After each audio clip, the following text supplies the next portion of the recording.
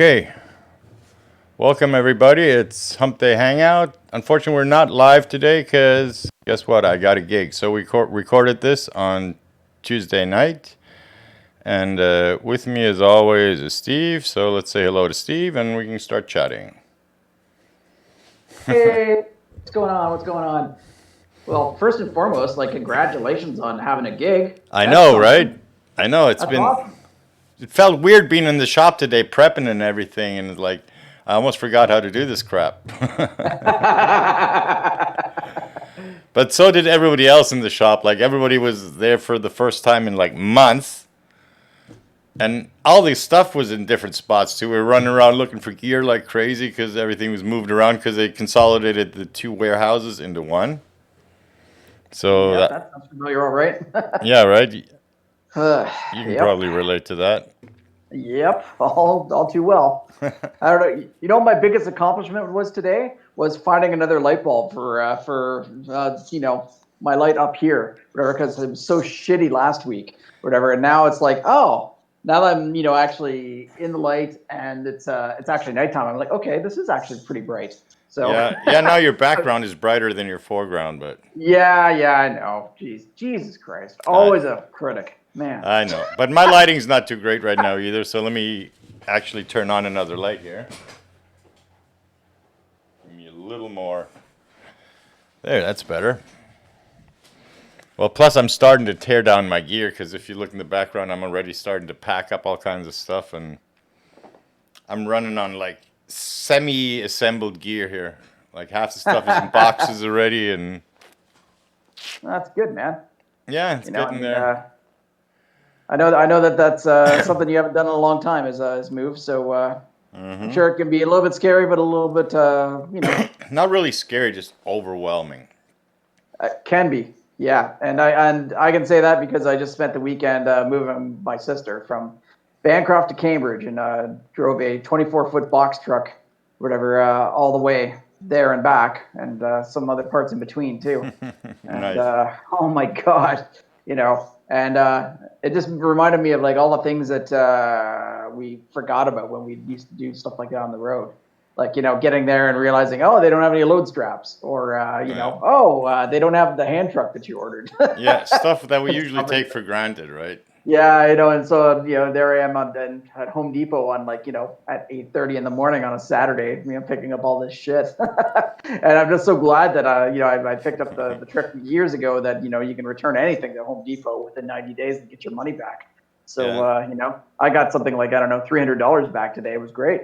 that's So nice. Yeah, yeah, well, I mean it's not like it was out of my bank account; it was just sitting on my credit card, but still nice to hey, have room on the credit card again as a result. yeah, So that's kind of nice. Yeah, I'm kind of yeah. realizing like how much gear I have that I don't have flight cases for. It's like uh, alone in my living room right now. There's like one, two, three, four, five, six, seven, 8 video monitors sitting around in my living room, right? And wow. and I don't Wow. have a box for any of them.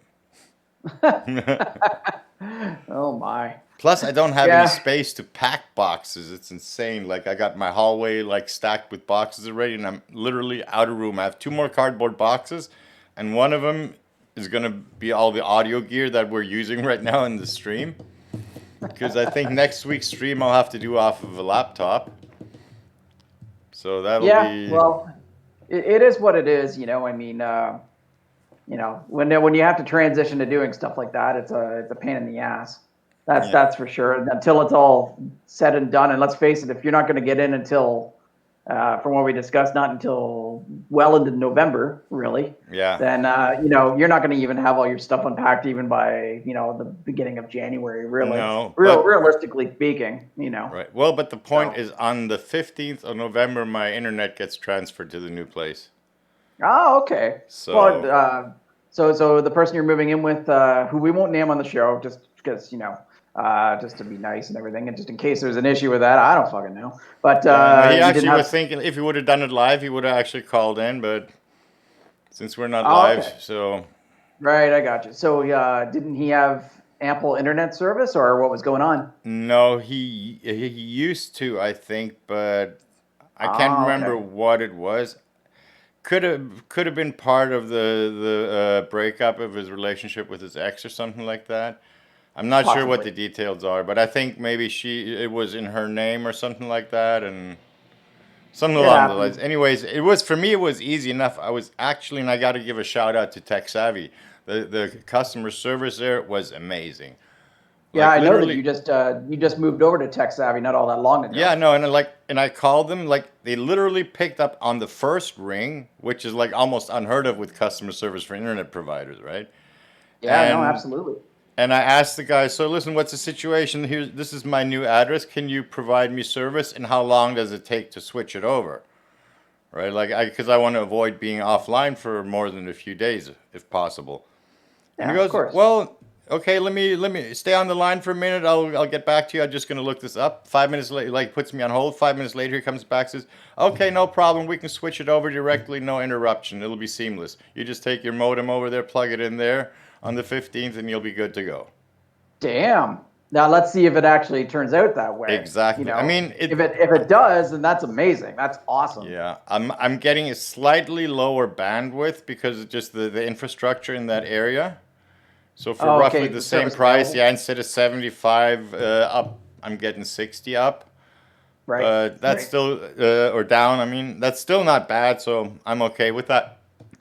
Well, And I know that internet service providers in the area where you're moving to is a little bit odd. So I live in Milton, and Rogers doesn't exist for internet service or cable because it's all done through Cogeco instead. right, yeah, So there seems to be a similar thing in Hamilton. Like they're not on the Rogers network as I currently am here in Toronto. yeah, the good portion of like Oakville, Burlington, and all that kind of area around the lake seems to be all Cogeco. Right. So you know, whatever the case, I mean, I'm sure Cogeco's service is just as good as Rogers.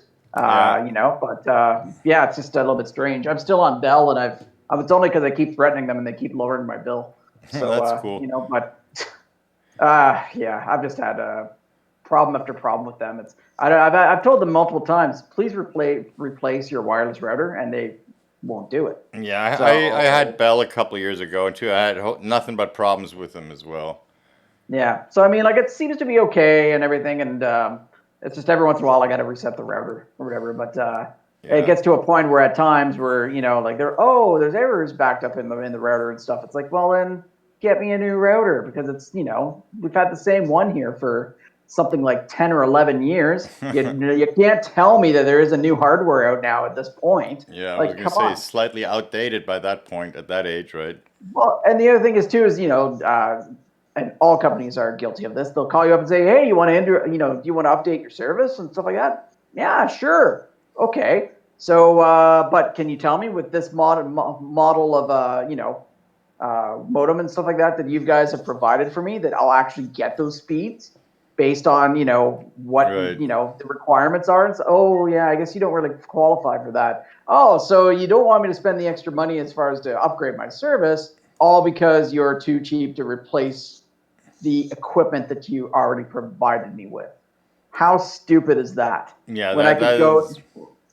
when I could go online to a Tiger Direct or Amazon or hell, I could even walk into a Best Buy and you know and get exactly what I need for what my needs are now versus Yeah, 10 years ago. Because let's face it, you know, I mean everything degrades over time and of you course. have to upgrade stuff. It's just the way that it is. We talked about that last week as far as you know the detrimental environment of Yeah. upgrades and stuff. You know, but come on, man. It just blows me away that companies like that are like, oh yeah, we could get you your you know additional money for a monthly subscription for this, say an additional like $10 to $15 a month, but Right. we're too cheap to replace your hardware. Yeah, I know. Like my Makes problem no with sense. Bell was after I canceled the contract, uh, and I returned the modem, and they never acknowledged that return of the modem and kept charging me for it and billed me Oh for it. wow. Well, So it's funny. I cut the cord back in probably March or April once we got into the pandemic because I'm like, well, fuck this. I got to find some way to save some money. And so, you know, I said, okay, I'm going to cancel my satellite TV, even though you know the satellite's on the house, but it doesn't mean you have to use it. So I said, you know, send me the boxes to send my unit back, you know, with the right. PVR and all that stuff. Meanwhile, I said like, hey, I could just go to the Bell store down the road which is like less than 5 minutes from my house, and just drop it off in store when stores open back up. Well, that's what I did. And I I was, took it to the store and dropped it off, right? But yeah, somehow they didn't and report it to the mother office. It's like, the mother office. yeah. Wow, I didn't realize they're like alien life form. The Yeah, I know. mothership. Well, they must have some kind of hive mind that's damaged or something because the left hand doesn't seem to know what the right hand's doing or whatever. So I don't know Oh what the my deal is god, there, but that's pretty funny. But yeah, it just blows me away. And and even to this day, I haven't received anything. They're like, "Oh yeah, the boxes might take some time." Here we are, like what, 8 months later. Like, yeah. and I even talked to them the other day. Oh, I'm sure the boxes are still coming. Oh, Why bother, man? Like, hey, I think I have another Bell router lying around somewhere from my roommate who just moved out and left it behind as well. oh, wow. Maybe that works for you. No, but Maybe, it's who probably knows? 5 or 6 years Don't old as well. So Hey, don't try to dump your crap into my crap, okay? shit, and I'm always I'm trying to get rid of all of this tech hoarding gear I've got here. You know. Yeah, don't think I don't know that game, my friend, okay? Shit. Well, I already managed to get rid of a 32-bit sampler from 1984 that I had sitting around somewhere. I It's did see that you posted that, so that's well, yeah, good for you, man. that found a Yeah, new good for home, you. so somebody's happy about it, and it's been sitting on my shelf for years and without using it. So I'm glad it found a new Well, home. there you go, man. Let me tell you, the place I just moved out, my ex brother-in-law had something like 4 or 5 32-inch or 17-inch monitors, like a whole bunch of computer monitors that were just sitting on a shelf doing Right. absolutely nothing. And I'm just like, man, I'm like, what are you doing with this crap? Oh, well, I might need it someday. It's like, Yeah. that's the dumbest thing I've ever Well, heard. I don't know. Like Like, I have a lot of crap lying around, and it turns out I actually do need some of it someday. You know. Usually I just yeah, take it apart to get a spare part out of it or something like that, but yeah, but that's from an engineer's point of view. that's true. This guy or whatever, he just doesn't. He just hangs on it because he's too lazy to do anything with it. Or when he'll say, "Oh, one day I might need it," but it's like, yeah, but that day never comes. Yeah, I mean, fair this is enough. this is this is the same guy who's like, yeah, I keep losing my tools, and then when I went searching for some, I found like 3 different socket sets, all exactly the same. I'm like, huh, would be a good way to get around this? Put them all in the same spot. Yeah, have stuff live somewhere, right? Oh my god, it's just yeah. Yeah. I don't know. That's what's kind of worrying me right now cuz all of my shit's got to find a new home and I got to remember where that new home is now, you know, when I unpack it and kind of place it somewhere. Like it took me 5 years to get everything where it is right now before I moved everything, right? And I Oh, finally had it set up in a way that it was efficient and I knew where I would find whatever I need. And now I'm just upending the whole thing and starting over again. So that's going to be interesting. yeah, but I mean, well, you could put post-it notes if you had to. It's like practicing for dementia. But not that I don't mean to really joke about that, but still, for the first little bit, yeah, it's going to be tough to be able to find everything. Yeah, I You mean, know. I'm trying to pack it as logical as possible, like basically by work area or room or purpose, like all the video editing computer gears goes in one box, all the audio editing computer gear goes in one box, you know. At least that's Well, what I try to do. But it's never going to work out because there's always some pieces that belong to this or that are still in use that I don't tear down till later. Or I have a piece of it's being used in another room that I currently forget about, and then oh shit, that should have been in that box as well. Oh well, we'll put it in this box with this, you know, and that's where the whole thing starts falling apart. let me tell you, as far as moving people that are not in our industry, it's always an eye opener just to say, like, just to see the lack of common sense more Yeah, than anything.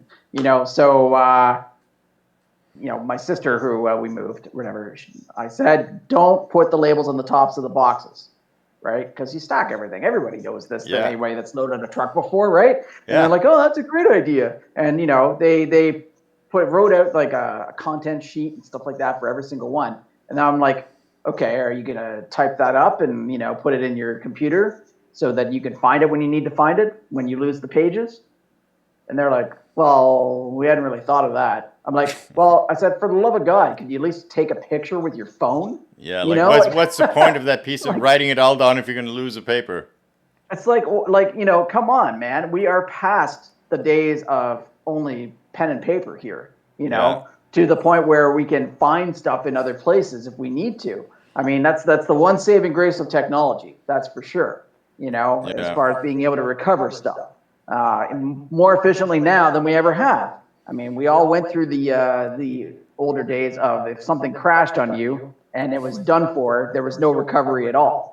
But yeah. now that everything's been engineered a certain way that there's usually a way around it. Whether it's been stored in a cloud or we were able to extract the hard drive off of something or whatever the case. But there's Right. lots of options now. But once again, you lose the piece of paper, you're screwed. How am I supposed to know what's in bin 26? Yeah, Come exactly. on. That's it's just exactly it's it. just stuff like that. It's just like wow.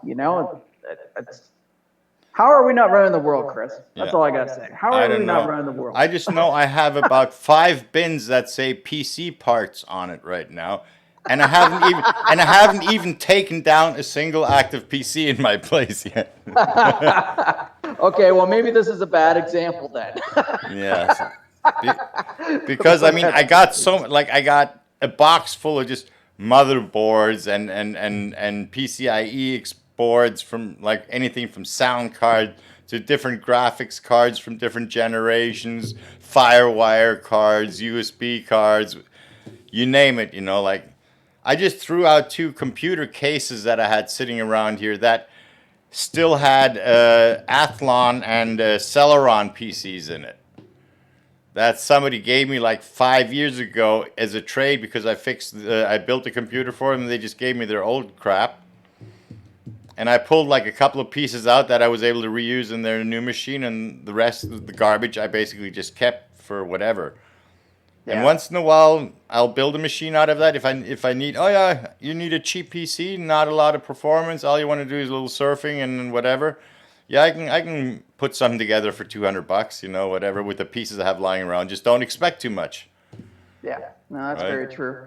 I know I've got a couple laptops lying around that aren't doing anything, and thinking maybe one of these days I'll finally go out and buy myself a sledgehammer and have some fun. Yeah, Because I mean everything that I have here is easily 8 to 10 years old. So the idea of you could update RAM or something like that, it's like well half the RAM that's within those yeah. machines don't even exist anymore. I As know. far as how they're manufactured. So what's the point? Well, plus, yeah, So those standards have been long outdated. Nothing really oh uses yeah, those standards anymore. So it wouldn't even be a blip as far as how the machine would perform. I For know. what RAM was like 10 years ago. Yeah, I So actually it's found a box with 10-year-old tablets in it, like Android tablets and Windows tablets, and they're all so wow. crappy that I never used them because they're just like pieces of crap, like from 10 years ago. I was gonna say, would those be first generation then? Yeah, Yeah. and Okay. Yeah. Okay. basically my main plan with them is at some point I'm gonna rip out the screen, get some interface chips for the screen, and hook them up to a Raspberry or something like that. Oh yeah. Yeah. Raspberry Pi. Nice. Yeah, because I Yeah. mean the LCD displays are LCD displays, right? All you need to get is the right driver chip for them, and you can usually order those from China for any panel that ever was made. And then I Oh, can build like I don't know small embedded computer solutions with Raspberry Pis and stuff like that out of those. I tell you, I don't think we've ever. I don't know. I'm not sure if we've ever mentioned this in our talks before or not, but the terrible state of presenters' laptops and stuff like that we end up dealing with. And I had a great case of that just late last week. I was doing a recording session, and I had to take control of a presenter's computer via Zoom to be able to navigate through a few things. And it was Windows NT is what it was. I couldn't believe that it was still running, to be quite Well, honest. it's probably a And corporate laptop that nobody ever updates, and they just kind of keep re-imaging them with the same image. well, that's the thing is that it was her own personal laptop. Oh, it was It a had personal nothing to do one. with the corporation. So that's the part that surprised me even more. Yeah. So You how did know, why did a private non-tech person have NT on their laptops? I have no idea. Like, I gotta wonder if it was given to her at some point, or she Probably. inherited it, something, or Yeah. whatever the case. But the laptop was so loud as far as the fan that you could hear it through the Zoom recording because it's kind of going like whatever, and like it was so loud that we ended up asking her to go onto her phone to be able to do the recording session. That's bad. Those fans probably haven't been cleaned in like 10 years either. They're probably so clogged up with dust that the fans have to spin at max RPM to get any air in there at all. Oh, you could hear it even just revving, kind of like. So like, oh, yeah, it was bad. So it's like, okay, I understand you've done Zoom calls on this before, but you've never done it in a way that you actually have to watch it afterwards. Right. So yeah, we're gonna try something a little bit different. So it worked out in the end, but it's just kind of like, that's the one thing that I wish that phones, would be able to physically do.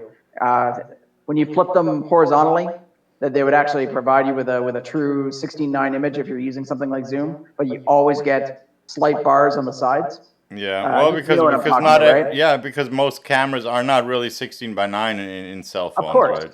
Yeah, no, I understand that. I just wish they would work on a workaround for that, because if they're able to display video, like if you're watching, say, Netflix or something like that on your phone, and it fills the entire image, it's still fitting the image to the actual display. Yeah, but it's cropping the top and the bottom then if it goes to the full width.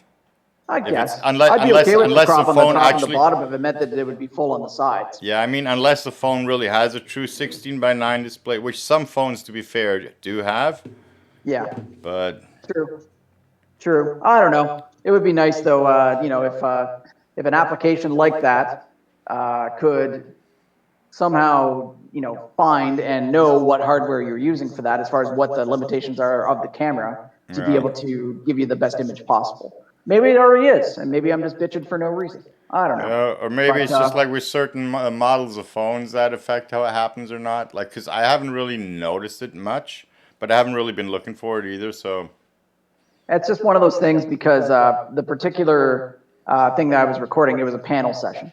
So everyone else had a full frame like you see right now on our images, and then there was just this one that had, you know what I mean? And unfortunately, like, if it was in an OBS setup, it wouldn't matter. I would have been able to size that and stuff like that. And they weren't calling in on their phone in portrait format or anything like that.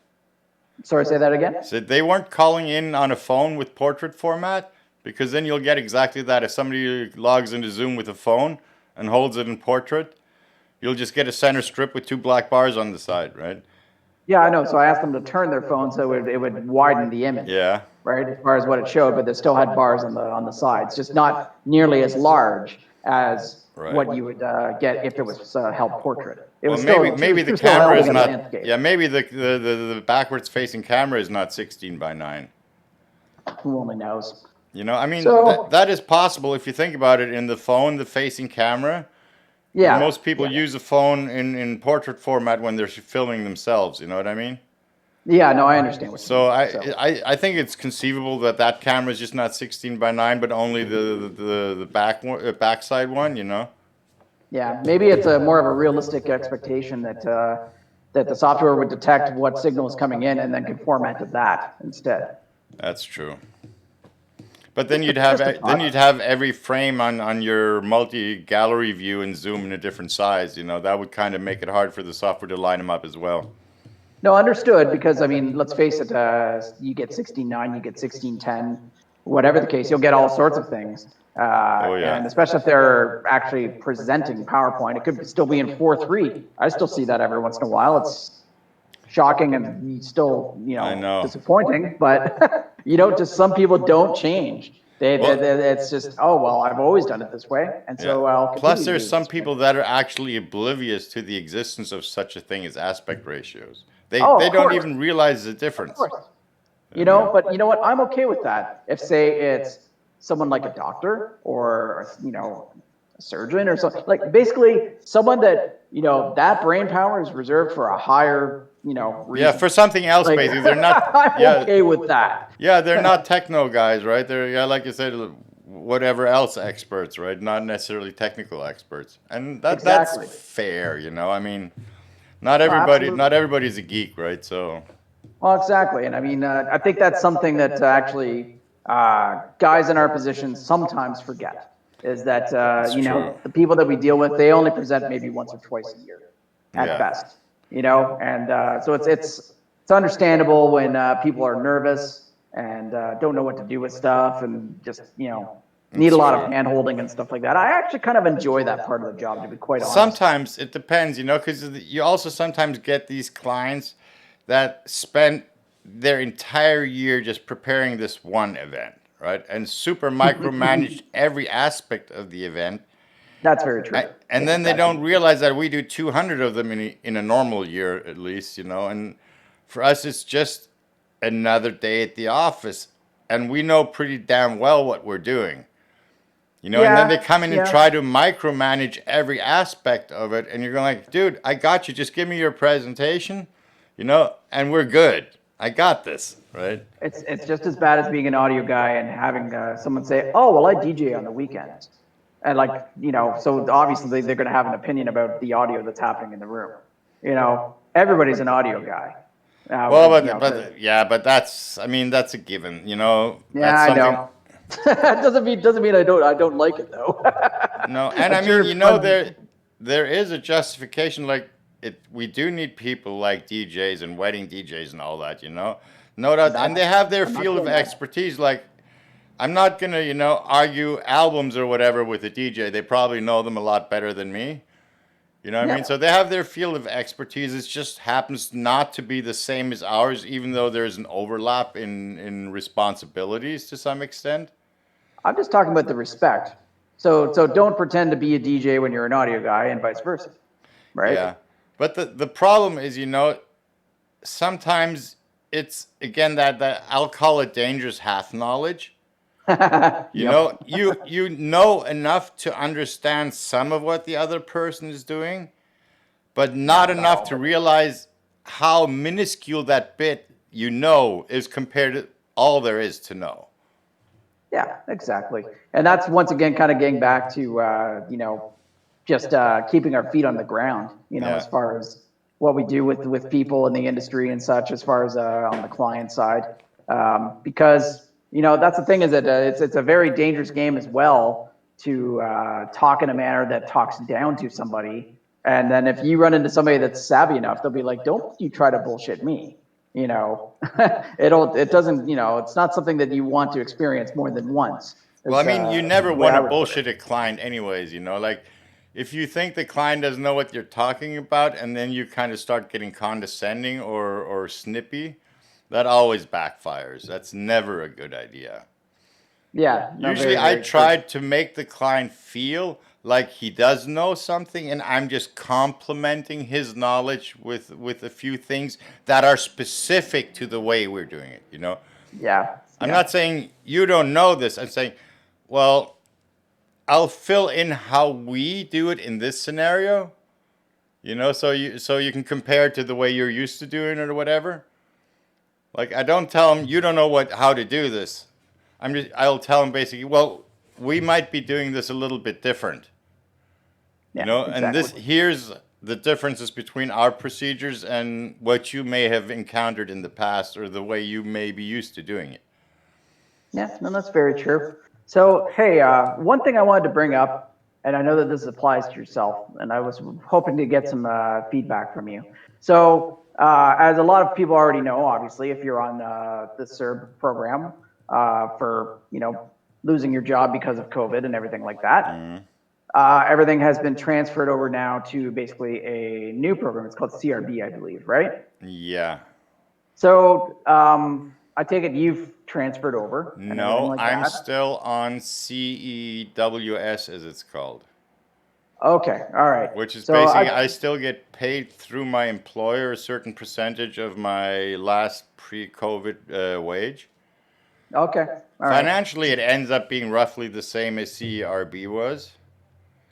Okay, And they gave us the option either to stay on or to transfer over to CERB or to EI. right. But since it's financially the same, I'd be stupid to do it because this subsidy I think has just been extended into the new year. Yes, it And has. after that runs out, I still have like EI claim. I still got like 26 weeks of EI I can take after that.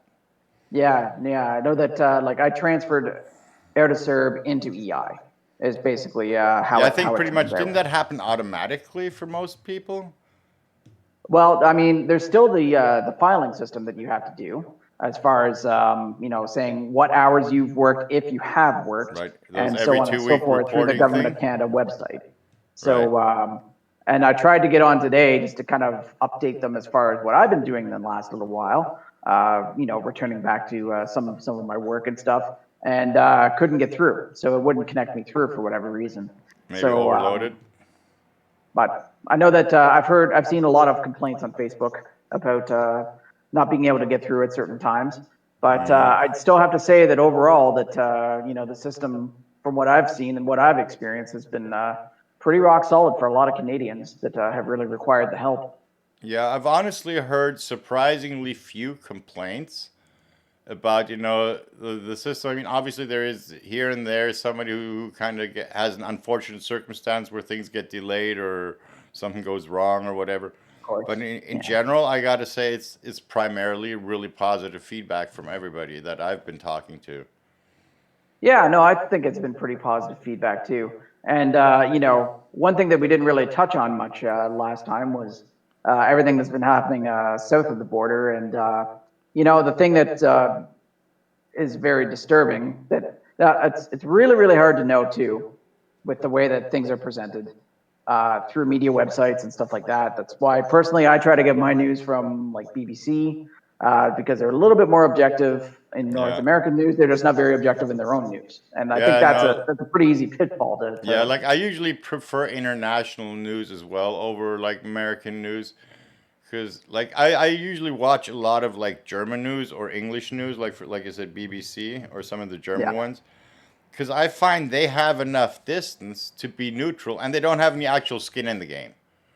So let me ask you this then: what's your take on the idea that when Trump came back to the White House, said, "Hey guys, COVID's no big thing," and then and this is according to what I've seen on more North American websites, mind you, then basically put a stop to the stimulus bill, which apparently though Democrats haven't actually approved or anything like that, and it was supposed to be like a massive amount, but it seemed, reading between the lines and stuff like that, that basically Trump was saying, well, it won't get done unless I get reelected, which Yeah, there kind of was. seemed like it was holding people hostage to be able to vote for him, which is kind of, Yeah, I don't know if I'm reading that right or not. What's your opinion? I had a similar impression of at least 2 or 3 weeks ago when this news broke that he was basically saying, yeah, as soon as I'm in the White House again, that's the first thing we'll pass is this new stimulus package. Because That's a, and I think the problem was that the Democrats weren't quite happy with some of the stuff in the package. That's why they didn't vote it through. yeah, yeah. And at that point, then Trump basically, well, then in that case, I won't do it till till after the election, And the right? He thing said, that really well, there's disturbs no me, point in doing this till after the election. well, once again, technically after the election until January, is technically still Trump's term, right? Right. So at least the question as well, if that's the case, would something like that not really come into effect until the end of January? That's an awful long time for people to have to wait for something, Yeah, for you sure. know? That's, and they haven't exactly had a huge amount of help to begin with, just for the fact that some states don't even have any sort of support as far as unemployment insurance or anything like Yeah. that, unlike what we have here in Canada. So, Yeah, it really like, sucks living in a social democracy, where we're yeah, really taken care of. it's scary. Like, I don't know the difference. Like, I don't know the difference between all the different states that have unemployment insurance and those that don't, Yeah, me or neither. even the states that will provide some sort of support versus ones that don't. But still, that's an awful large cross section of people that you're kind of leaving out in the cold, I would think. And Yeah. I don't know. I just think I must be too much of a bleeding heart liberal for somebody like Trump. I Well, guess that's the as thing. far as I'm We're concerned. just way too socialistically brainwashed. They would say, right? to kind of Yeah. understand why it's so much better to leave people hanging and leave people out to fend for themselves and fight on their own, after they spend their life paying taxes and all that. It's like Well, you know that. what? That is I you have the freedom. We're free to go down in whatever and burn out it's in so funny. flames. Like people always say, "Oh man, you guys, you pay so much tax in Canada and everything, and things are so expensive up there whenever you go to the states." And then it's like, yeah, but do you realize what the trade-off is? Like everything's so expensive because we're funding stuff like health care and such. Yeah. And I'll say one other thing about that. Having elderly parents myself, who now have said basically, there's no way in hell they will ever move to a seniors home, based on the amount of deaths and stuff like that we've seen. Yeah.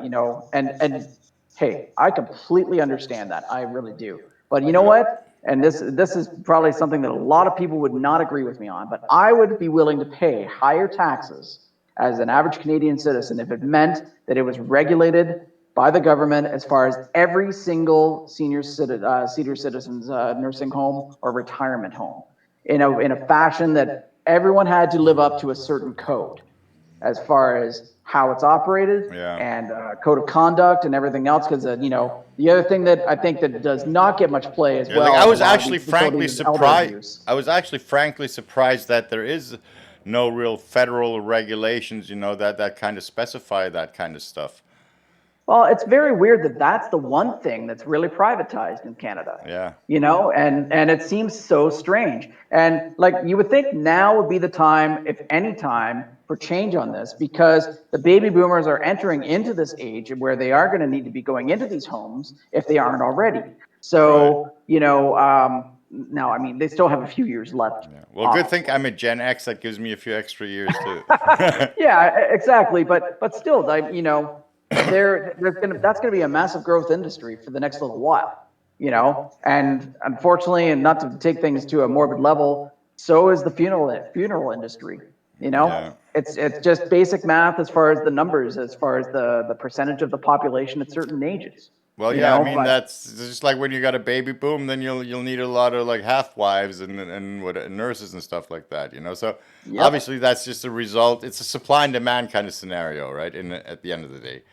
But honestly, yeah, I wouldn't be surprised at all if after this whole COVID and the disaster with all the people dying in these homes, if there would be some kind of regulation and plan come out of that, or at least certain guidelines that can be enforced, against these things.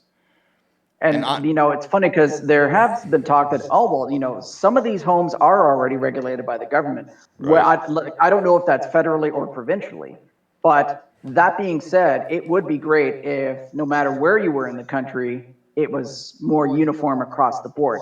Now, that's Yeah. not to say obviously that there aren't exceptions to the rule Of course. based on the geography of where you live and certain X factors like that. Yeah. But it seems like such a natural extension that would be part of our healthcare plan.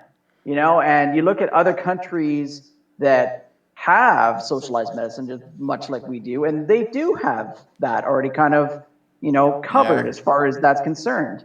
So, And I another just, I, interesting option would be like, increasing the number of at-home caregivers. Create an environment where basically every senior, instead of having to go to retirement home, has basically a live-in caretaker. You know, yeah, I mean, like I a could like a see, I could see housekeeper that. kind of, that basically lives with them and helps them with their daily chores and whatever. But at the same time is able to manage the balance between letting them do stuff on their own and only assisting them where it's actually necessary, instead of like just throwing them in the room and taking away basically all responsibilities and just vegetate. Very true. I think for a lot of people it would be a lot more desirable, to have somebody who's there and lets you wash your own dishes if you can still do it, and only jumps in when you're trying to lift the heavy pressure cooker or whatever, something like that, or it says, okay, if while you're doing the dishes, I'll vacuum, or I'll do the laundry, kind of like helping them with chores without them basically feeling like they're a baby, that's being hampered and pampered. Yeah, and you're talking to a very important point there too. And now I like everything that you say in theory, I really do.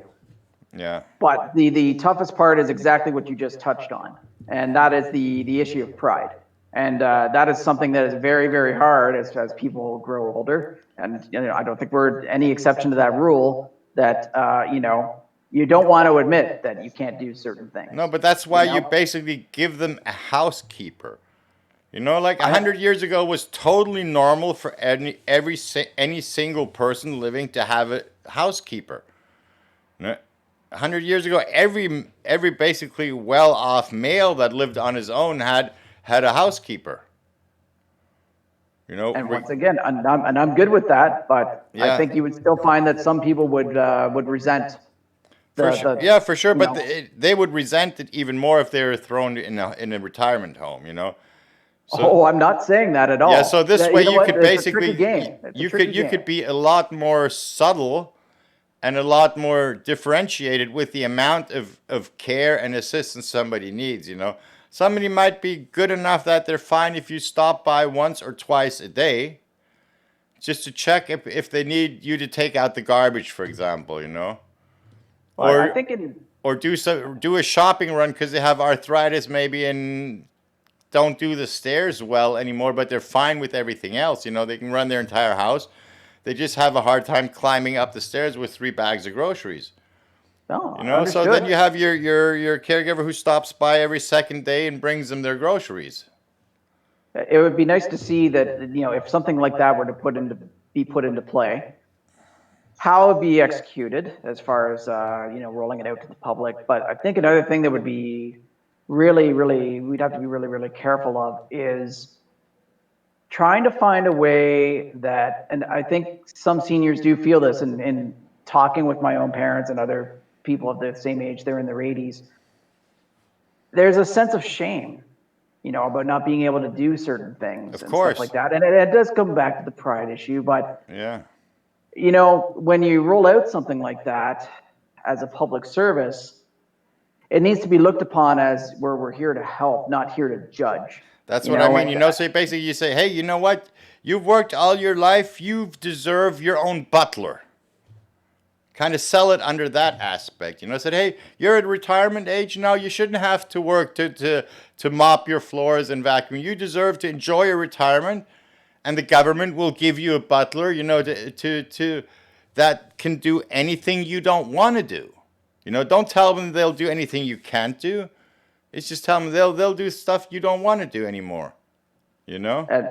and and it's funny because like the one thing I'm thinking of right now as you're mentioning Butler Yeah. is you. I don't know if you're a Seinfeld fan or not, but the episode where basically they come up with the idea that the guy loses a bet and he has to be Jerry's butler for a week.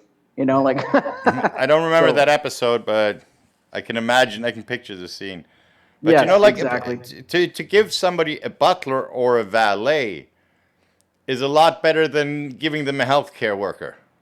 At least for the Yeah, psychological aspect of it. If and you that's kind of another give it thing that as they a would have to be reward. careful about is the terminology.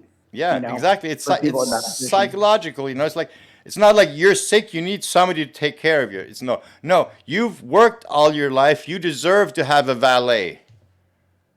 Yep. And I'm sure with that kind of approach, a lot of people would be much more open to allow somebody like that into their life.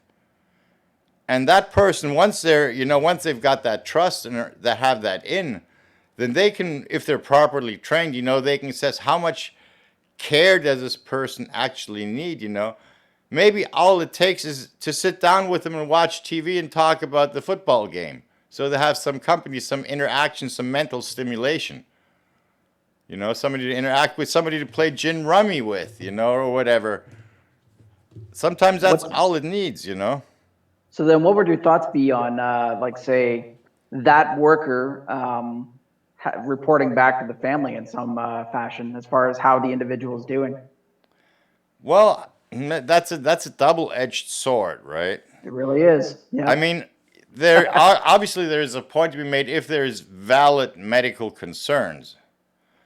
then obviously they should report to either a doctor or maybe not the family, but the physician of the senior.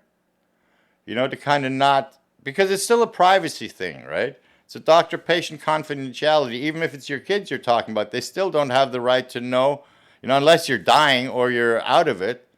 But otherwise, you still should be able to choose what you tell your kids or your family about your health conditions or your And state.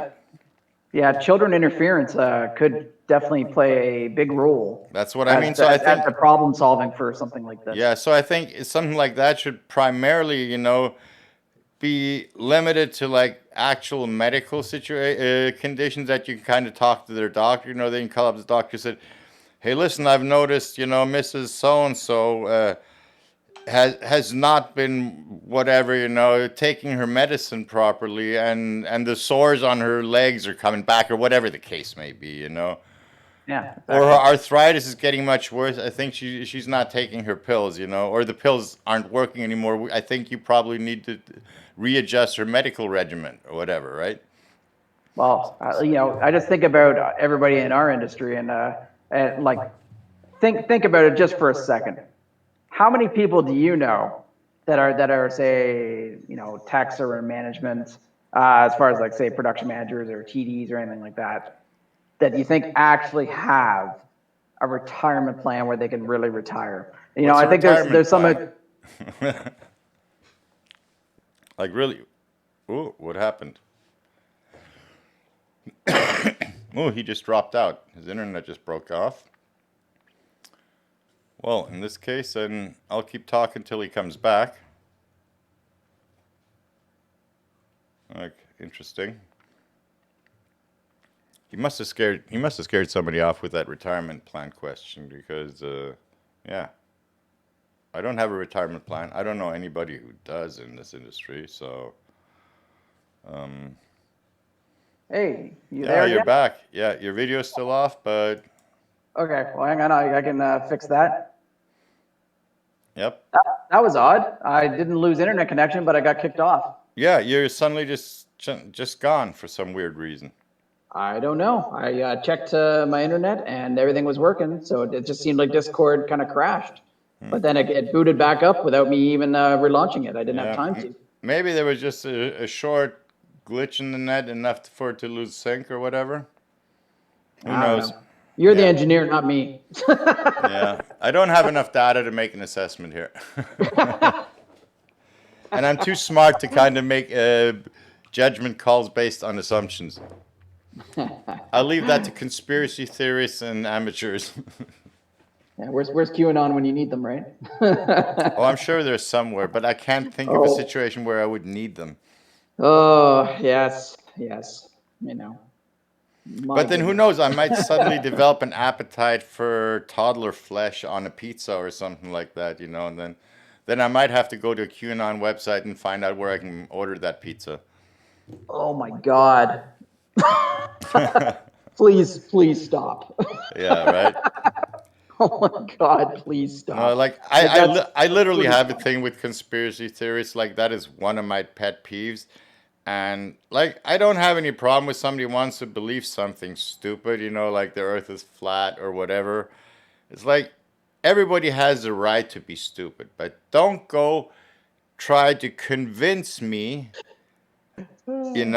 thinking you're smarter than me, and you're trying to have a conversation with me, explaining to me that if you pump the air out of the room, the gravity will disappear. You know? It's like at that point, you've lost any kind of credibility to make any kind of statement on physics or science. It's like, so please don't tell me you've done your research. You know the earth is flat and list a whole bunch of reasons. Like, I've been in a friggin' airplane. I've flown halfway around the globe. I know for a fact it's circular. Plus, just basic physics and cosmic, how should I say, cosmic mechanics wouldn't work otherwise. But whatever, to get back to the point, I have a real problem with people who are stupid, but think they're smarter than everybody else because they're stupid, because they don't have any idea how little they know. And for some reason, these people always feel super entitled, right? And are super condescending when they try to tell me I'm stupid because I don't understand why there's no gravity in a vacuum. You Hmm. know? At that Admittedly, point, I just kind of just walk away. admittedly, I felt that with that way at times in our industry, dealing with certain presenters when they look it down on you as far as like, oh well, you're just the tech or whatever. You probably didn't finish high school or something like that. And meanwhile, I could look at that person and say, well, I actually have 2 degrees or whatever, and Yeah, what have you got exactly? yeah, Oh well, I dropped out from high school. It's like, oh, so you're being condescending? What? Yeah, yeah. it's not. You don't say those things, but you No, of think them, course right? not. You wish you could 'Cause say them though sometimes. oh Totally. yeah, yeah, yeah. No, absolutely. Because it's like, yeah, I'm the one that's really being an idiot here. Yeah. Sure. And don't get me wrong, we're all idiots at some point. There's no denying that. Yeah. Yeah, no, for But sure. I mean, let's just face facts here. I mean, yeah, But we've all got our fields of expertise and our fields of stupidity, no doubt. There's a lot of things that I know that I'm clueless about. but But you know what what? sets me apart from a lot of other people is that I'm aware that I'm clueless on these things. I don't Exactly. think I know anything about, let's say, business economics, for example. I'm really, really bad with money, and I know that. And I would never give people financial business advice because I know that I don't know anything about it. And Well, just like I would if I was a doctor and I might be the best brain doctor in the world, I wouldn't perform brain surgery on myself. yeah, Like, yeah, there's something to be said about specialties and such. And that's one thing that I got to say that does tick me off from time to time is those people that look down on tradespeople, like they are less than, even though they can do jobs that you'll never be able to do. And that's a whole reason why these positions exist in the first place. well, You I mean, a know? lot of times people belittle other people's to make themselves feel better, right? To elevate Oh, themselves absolutely, because deep absolutely. down they know that their qualifications or titles or whatever don't mean shit in the real Yeah. world. They're purely theoretical, hypothetical, and what have you not, and there's no real world application. I mean, if you major, let's say, in, I don't know, medieval religions, you might be the foremost experts on religion in the Dark Ages or whatever, and that's fine if you're doing a research study or an excavation or all that, right? But that doesn't make you any better than, let's say, me with 2 engineering degrees and a degree in computer graphics. It's like Let's it's two completely different areas of study and competence that you can't compare to each other. It's like apples and oranges. One is not better than the other, they're just different. Yeah, no, absolutely. And I think that applies as well to those in the service industry too. It applies As to far as everybody. I think it's just a yeah, general rule, right? it should be. It really should be. Yeah. And it's unfortunate that we've lost sight of that. A lot of us have. Well, I It's mean, there's also certain people that acquire titles just for prestige reasons. They're not actually exactly. there in the pursuit of knowledge or to better themselves or to expand their intellectual horizon. They just collect those titles so they can hold it over people. You know? Yeah, I think we all know at least a couple people that would apply I'm to. sure everybody does. We've all run into those people. Basically, like, yeah, give somebody a uniform and they got delusions of grandeur kind of thing. Yeah, no, that's a good point. I mean, we've seen that as far as abuse of power before, or power Yeah, trips. like or some And little, venue security or a doorman or a parking attendant. Give them badge and uniform. Suddenly they think they're, I don't know, Dick Tracy or something. You know. yeah, the one that always I always think of when it comes to abuse of power a little bit is, do you remember the most wanted wall at the Royal York? as you would Mm. go into the freight elevators and stuff like that. Oh And of yeah. course, like that got taken down a long time ago, and I think I've mentioned it before actually, but Yeah. still, it's just like, wow, that's a really terrible message to be sending to your people and to your vendors that are coming into your property. Yeah. Like like why would you promote that? Actually, the last You time I know, was in the Royal York, they still had pinups of these people are not allowed in. how long ago was that? Probably about 2 or 3 years ago. Really? Okay. Well, I've been Yeah. within the But there past was like pictures year, of I guess. people that were like either I don't know like stealing, or Mm. vandalizing or stuff. So and it was basically just like in the on the bulletin board in the hallway in the back, where it says just keep a Yeah, lookout for exactly. these people. They've been banned from the building basically, right? Yeah, I've heard from other people too that the Ritz Carlton does something similar as well. It's been quite a while since I've been to that property, but I Yeah, do you're right. understand I what's think I happening do now. recall seeing that in the Ritz as well. Yeah, so I don't know. I just think it sends the wrong message. I understand trying to make people aware of certain things like theft and all that kind of stuff, Yeah, but on but the other hand, I those think those bulletin overall, boards are in employee only areas usually, where oh, exactly. But my point is though is that vendors do come through there and do true. see that stuff. So it's as much as we want to say it's employees, there's still other vendors that are coming in, whether it's a catering company or an AV company or whatever the case, a decorator. They're all going to see that stuff. That's And true. yeah, I mean, granted, for the most part, we look past it, right? And if it comes down to a recommendation of a property or something like that, that's not necessarily something that's going to hold somebody back from recommending said venue, Yeah. right? But still, it's just, I don't know. Yeah, It's it, an it image it thing. does That's it all. does kind of have a weird vibe sometimes. Yeah, But at hey, times. what Yeah, do you want to do? I mean, I understand them. They want to protect themselves too, and they want to make sure to minimize damage and all that. It's a double-edged sword, as with every kind of privacy thing and data collection thing in general. It always comes down to the balance of the interests, right? and yet right about now, I'd give my left arm to go and put a show together on site. So there you go. Yeah. Well, I'm about you to do know. that tomorrow. I got to get up ridiculously early, so we're probably not going to go very long tonight, anyways. Yeah, well, we're almost at the hour mark, anyways. I mean, we can keep Yeah. going, but I actually have to make a phone call too because I see that Yeah. my parents are calling me. Yeah. Oh, I feel like I'm back in high school again, man. Oh, doesn't that feel nice to feel young again? Not like that. Not like that. Not like that. Yeah. Oh, Anyway, shit. so on the other hand, my moving question: are you good for Sunday? Yeah, I think so. Once again, I should be done by 5 Okay. or Well, something yeah, like that. I'm home all Sunday because Sunday is strike day, but I'm opping on Saturday night, so I walk at the end of the show. I just Okay. All basically right. take down my control and leave the LED wall there, and the strike crew comes in overnight strike. So I have all Sunday after I slept in. Okay. So and I've got probably a little more than will fit into your car ready at this point. I'm gonna see maybe I can get another car as well that we can kind of take one trip with two cars. Sure.